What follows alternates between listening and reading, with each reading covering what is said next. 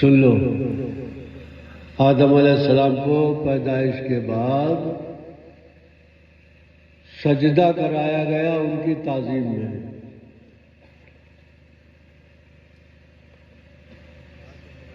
سب کو حکم دیا، تمام فرشتوں سے کہا گیا سجدہ کرو۔ اذ قلنا للملائکۃ اسجدوا لآدم فسجدوا الا ابلیس۔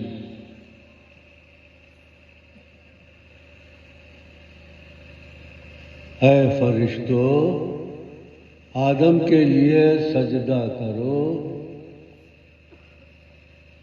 فسجدوا، پس سب نے سجدہ کر لیا، الا ابلیس، ابلیس نے نہیں کیا۔ سنتے ہیں کہ یہ فرشتوں کو پڑھاتا تھا، ان کا ماسٹر تھا، جھولے جھولتا تھا، سنتے ہیں، علم والا تھا۔ جب اس سے کہا گیا کہ تم نے سجدہ کیوں نہیں کیا، تو اس نے اپنے علم کو بروئے کار لا کر وہ سب باتیں کہہ ڈالی جو اس کی معلومات میں تھی۔ کہنے لگا کہ یہ تو مٹی سے پیدا ہے، میں آگ سے پیدا ہوں، مٹی میں کثافت ہے، گند پنا ہے، آگ میں نورانیت ہے، اس لیے میں افضل ہوں، یہ گھٹیا ہے، کیوں کرتا میں اس کو سجدہ۔ کبھی کہنے لگا کہ تو نے نہیں چاہا کہ میں سجدہ کروں، تو قادر مطلق ہے، اگر تم لوگ کھڑے میں ہو تکلیف ہو تو بڑھ جاؤ۔ ٹھیک ہے، اچھا، تو اگر چاہتا تو میں کیسے نہیں کرتا؟ تیری شان یہ ہے کہ لا تتحرک ذرۃ الا باذن اللہ، تیرے حکم کے بغیر تو پتہ نہیں ہلتا، ذرہ نہیں ہلتا۔ تم نے نہیں چاہا، تو چاہتا تو ضرور سجدہ کر لیتا۔ آخر کو یہاں تک اس نے کہہ دیا کہ تو خود کہتا ہے من یہدہ اللہ فلا مضل لہ ومن یضللہ فلا ہادی لہ، میں جسے ہدایت دوں اسے کوئی گمراہ نہیں کر سکتا، اور جسے میں ہدایت نہ دوں گویا کہ گمراہی میں چلا گیا۔ اور انتہا یہ ہو گئی کہ اس نے پھر آخر میں یہ کہہ دیا کہ تو نے مجھے اغوا کر لیا، تو نے مجھے گمراہ کیا، اغوا کر لیا۔ اللہ تبارک و تعالیٰ نے اس سے یہ نہیں کہا کہ تو نے میرا حکم نہیں مانا، اس لیے میں تجھ کو راز درگاہ کرتا ہوں اور تیری گردن میں لعنت کا طوق ڈالتا ہوں۔ نہ، فرمایا ابا واستکبر وکان من الکافرین، تو نے غرور اور تکبر کیا، استکبار کیا، اس لیے تو کافر ہے۔ دوسری طرف کا بھی حال سن لو، آدم علیہ السلام کو پیدا فرمایا اور کہہ دیا یا آدم اسکن انت وزوجک الجنۃ فکلا منہا رغدا حیث شئتما ولا، اے آدم تم اور تمہارے اہل، تمہاری زوجہ جنت میں رہو، خوب کھاؤ پیو، مزے اڑاؤ، لا تقربا ہذہ الشجرہ، اس پیڑ کے پاس مت جانا۔ چلے گئے نہیں، سب جانتے ہیں کہ آدم علیہ السلام نے گیہوں کھا لیا، گیہوں کو شیطان نے ایک کام کرنے کو کہا گیا تھا، نہیں کیا۔ ان سے کہا گیا تھا کہ ایک کام مت کرنا، انہوں نے کر لیا۔ اس سے پہلے ایک جھگڑا اور چل چکا تھا، وہ یہ کہ فرشتوں نے اعتراض کیا کہ تو ایک ایسی شخصیت کو پیدا کر رہا ہے جو تو خون خرابہ کرے گا جا کے. تو اللہ تبارک و تعالیٰ نے ان سے کچھ سوالات کیے یا سوال کیا. انہوں نے کہہ دیا لا علم لنا الا ما علمتنا، ہم تو وہی جانتے ہیں جتنا تو نے ہمیں بتا دیا، ہمیں کچھ نہیں معلوم.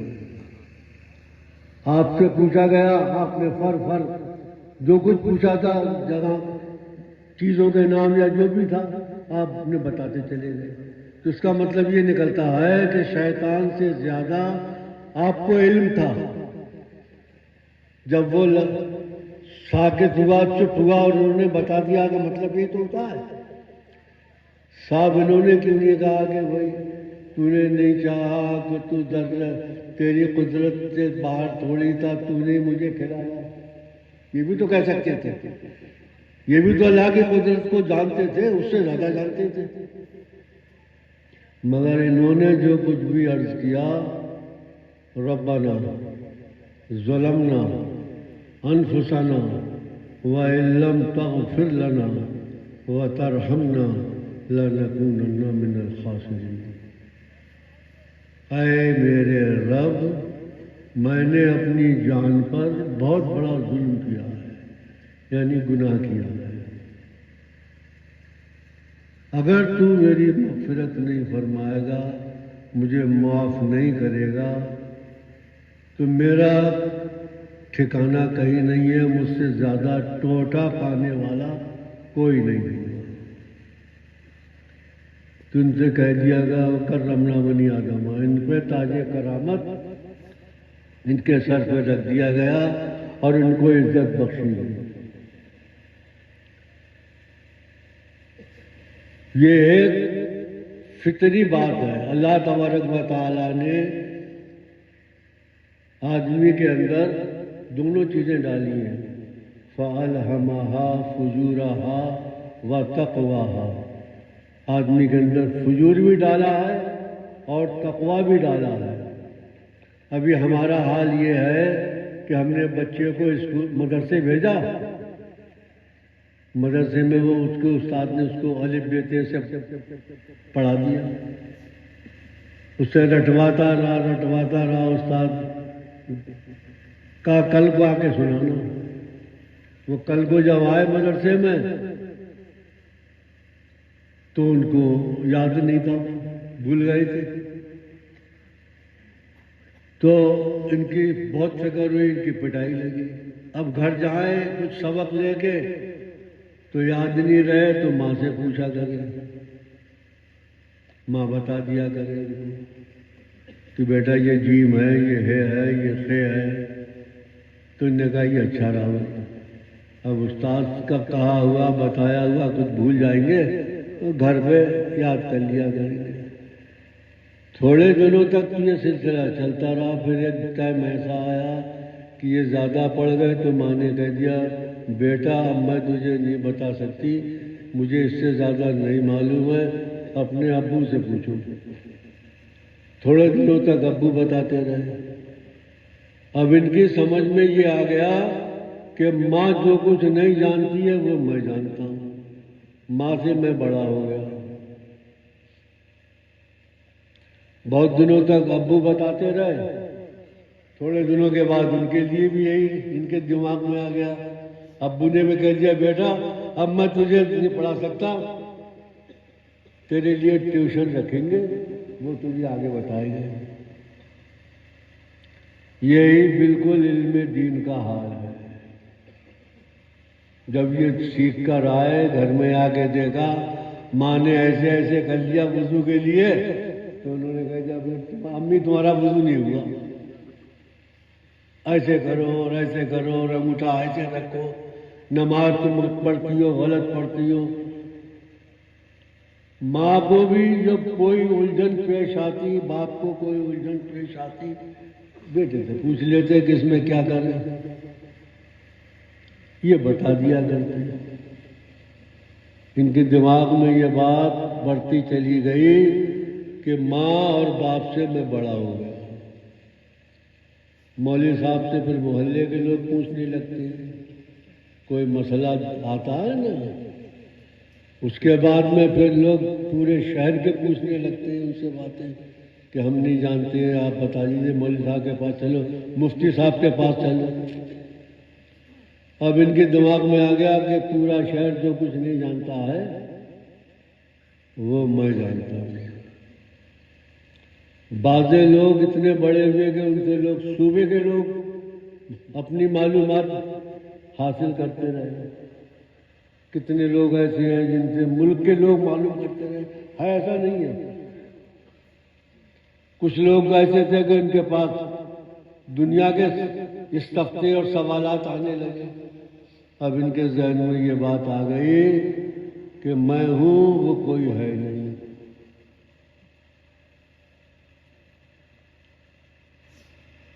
سمجھے؟ یہ بات اللہ کو ناپسند ہے،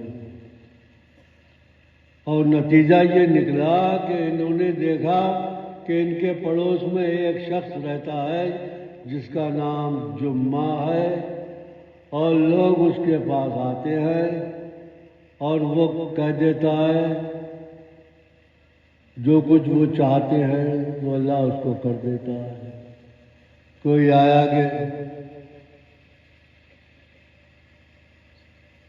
اے میرے مرشد یا اے اللہ کے ولی دعا کر دو کہ میرے بچہ ہو جائے۔ عرصہ برس سے نہیں ہو رہا تھا، انہوں نے کہہ دیا کہ اللہ پاک تجھے بچہ دے دے، بچہ ہو گیا۔ کوئی آ رہا ہے پیٹ میں درد ہے، انہوں نے کہہ دیا اچھا ہو جا، تو اچھا ہو گیا۔ کوئی آ رہا ہے کہ یہ ہو جائے وہ ہو جائے، ان کو فکر ہو گئی۔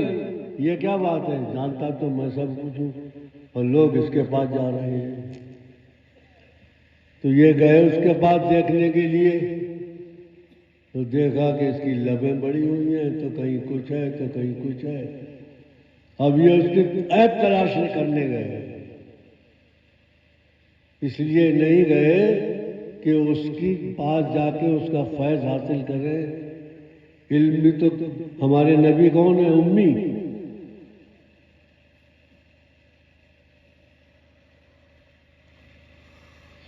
اور امی اس کو کہتے ہیں جو کہیں کسی سے پڑھا نہ ہو۔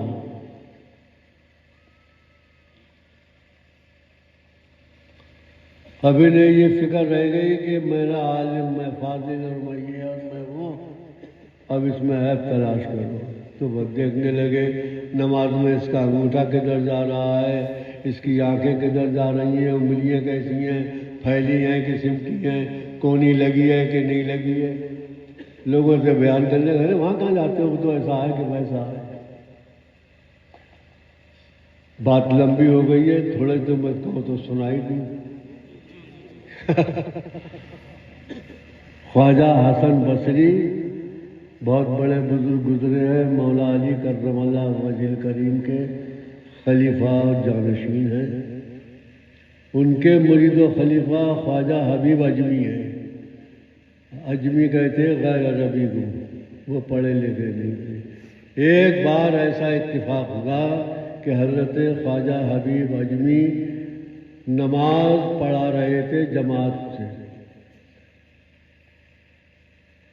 کہ حضرت خواجہ حسن بصری رحمت اللہ علیہ بڑے آگے کو نماز میں شرکت کرنے کے لیے، انہوں نے الحمد کیا، شروع ہی کی تھی، اور وہ کہیں اتفاق ایسا پڑ گیا کہ جیسے انہوں نے الحمد شروع کی، یہ نیت باندھتے باندھتے رہ گئے۔ انہوں نے جو وہ الحمد کی ہے وہ ہائے حدی کے بجائے ہائے حمد سے پڑھی، یعنی بڑی ہے پڑھنا چاہیے تھی، چھوٹی ہے سے پڑھ دیا الحمد ہو گئی۔ وہ نیت باندھتے باندھتے رہ گئے۔ تھوڑے ٹائم کے بعد خواجہ حسن بصری رحمت اللہ علیہ کو الہام ہوا کہ اے حسن کیا چاہتے ہو؟ تو عرض کیا اے اللہ تیری رضا چاہتے ہیں۔ تو حکم ہوا ان کو، بہرحال ان کے حالات کے تحت وہ واقعی بھی کہلاتے ہیں، مراقبے بھی ہوتا ہے اور الہام بھی ہوتا ہے۔ ان کو پوچھا گیا تو انہوں نے کہا کہ تیری رضا چاہتے ہیں. اللہ نے فرمایا کہ میری رضا تو تمہیں حاصل ہوئی تو تم نے کہاں اس کو قبول کیا. یہ پریشان ہو گئے، پریشان ہو گئے. انہوں نے چاہا کہ مجھے معلوم ہو جائے کہ وہ میری کیا ایسی مجھ سے بھول ہوئی. تو کہا حبیب اجمی کے پیچھے تم نماز پڑھنے کے لیے کیوں دور ہو گئے؟ ہم نے تو تمہیں دل دیکھنے والا بھی بنایا تھا. وہ تم چھوٹی ہے اور بڑی ہے دیکھتے رہے، اس کا دل نہیں دیکھا تم نے کہ وہ ہماری تعریف ہی میں کر رہا تھا کہ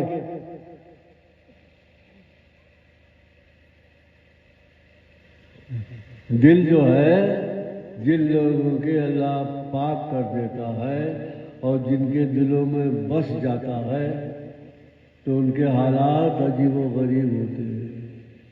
موسیٰ علیہ السلام کا مشہور واقعہ ہے. کہیں سے گزرے، دیکھا کہ کوئی شخص دعا کر رہا ہے، اللہ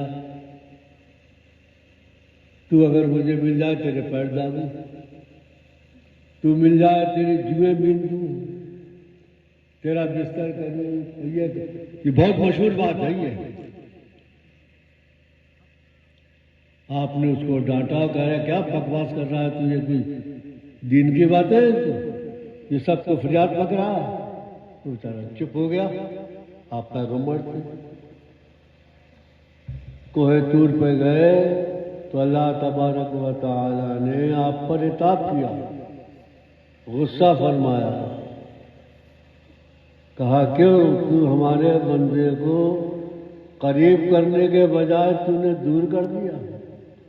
وہ ہمارے دھن میں لگا ہوا تھا، تم نے اس کو دھن کو دور کر دیا.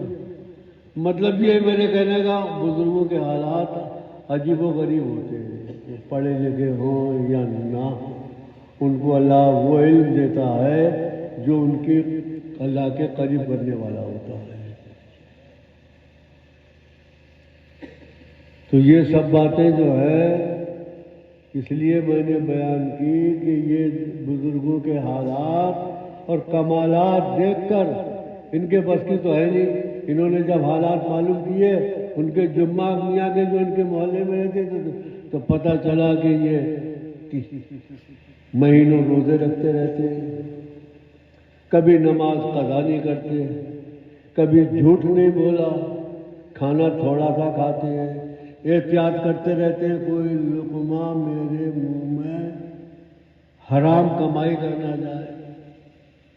یہ جو انہوں نے دیکھا تھا غور کیا تو ان کو پتہ چلا کہ یہ تو بڑی مشکل بات ہے. اعتراض کرنے والے اس پر آ گئے بجائے اس کے کہ ان کی روش اختیار کرتے، ان کا طریقہ نہ انہیں نیچا دکھاؤ. میاں کے اپنی ایک بات بتا دوں پھر میں ختم کر دیتا.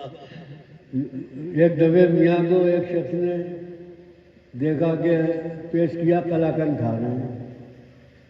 قلاقند انہوں نے کہا لے دو یہ کیسے فقیر ہیں،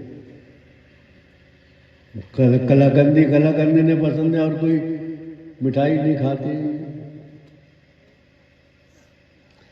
اب ایک نظریے سے یہ بات دیکھی جائے تو آدمی کو کھٹکنے والی بھی ہے.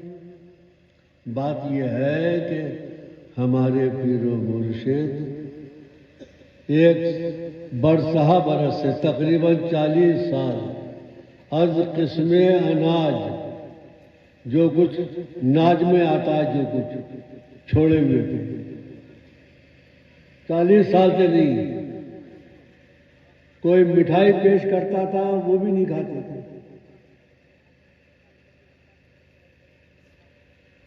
ایک یہاں تشریف لے گئے کہ یہاں ایسے ہی فاتح وغیرہ میں